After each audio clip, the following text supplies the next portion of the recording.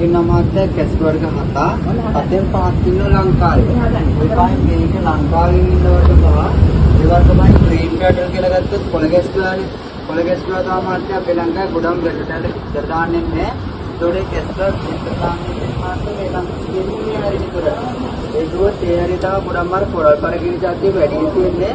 ඒ කැස්ට් විතර දාන්නෙත් අයාලා වලක්කාරවල විතර දාන්නේ. ඒවල කැඹුරට හාරන් උෂ්ණත්වය අඩු වෙන්නේ. අඩු උෂ්ණත්වය විතරේකට හම්බෙච්ච මාත්‍ය පිරිසත් උපදිනවා. වැඩි උෂ්ණත්වයක් හම්බෙච්ච ගෑනසත් උපදිනවා. ඒ කියන්නේ ආර පොළොව උෂ්ණත්වය අනුව තමයි ගෑනි ප්‍රීඩින් යන්නේ. ඒකෝට යාල විතර දාද්දිත් අතුරුවත් දෙකකට විතර දානවා.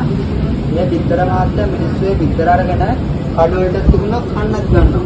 ඒතකොට මේ මිනිස්සුන්ගේ මාත්‍ය අපි මේ විතර සල්ලි දීලා අරගෙන මේ ඇටරියකට බලන්නේ ඒ බෝඩ් වල හදින සතාගේ නමයි විතර දෙන සංඛ්‍යාව විතර වල දාපු දවසේ. ඒකට පැටි කොහොමද විතර මාස් දෙකක් යනවා. මේ මාස් දෙක ඇතුළත ඒ කට්ටියම හාරගෙන උන්රෙනවා. ඒ දෙන්නේ ඒ වගේ විතර. කියන්නේ මේ ඩිප්ලෙක්ස් ඒවා කියන්නේ නිස්සවකාශ විතර මේවා පැටව උපදින්නේ නැහැ. කියන්නේ මේ විකෘති සයිස් විතරයක් ඩබල් එච් එක චූටි චූටි ඒවයි ඒවයිම උපදින්නේ නැහැ. ඒකට මේ තින්නේ විකෘති එච් එක. ඩබල් එච් එක ඒවෙන් පැටව උපදින්නේ නැහැ. ඒකට මේක තමයි හරි විතර සයිස් එක.